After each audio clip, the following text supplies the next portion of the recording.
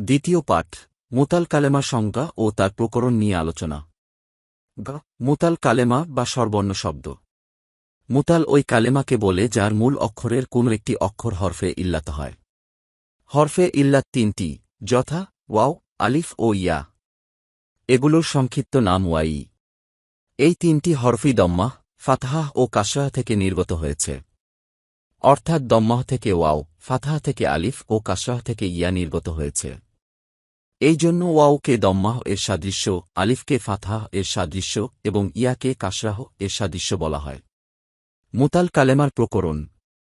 কোন কালেমার মধ্যে হয়তো একটি অক্ষর হরফে ইল্লাত হবে অথবা দুইটি হরফে ইল্লাত হবে। ইহার উপর ভিত্তি করে মুতাল দুই প্রকার, যথা ১ গায়রে লাফিফে মুতাল ও ২ লাফিফে মুতাল। ১ গায়রে লাফিফে মুতাল। যে কালেমায় একটি হরফে ইল্লাত হয় তাকে গায়রে লাফিফে মুতাল বলে। গায়রে লাফিফে মুতাল ৩ প্রকার, যথা যে কালেমার আদ্যবর্ণে হরফে ইল্লাত হয় তাকে ফায়ে মুতাল বলে, যেমন ইয়সরুন, ওয়াআদা।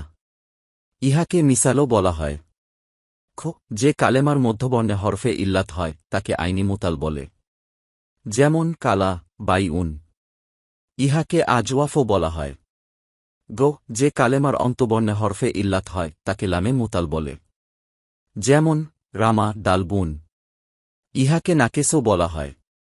সুতরাং যে অন্তবর্ণে ওয়াও থাকে তাকে ওয়াও-এ নাকেস ও ইয়া থাকলে তাকে ইয়া এ নাকেস বলে। আবার যে মধ্যবর্ণে ইয়া থাকে তাকে ইয়া এ আজওয়াফ ও ওয়াও থাকলে তাকে ওয়াও এ আজওয়াফ বলে। এমনিভাবে যে আদ্যবর্ণে ওয়াও থাকে তাকে ওয়াও এ মিসাল ও ইয়া থাকলে তাকে ইয়া এ মিসাল বলে।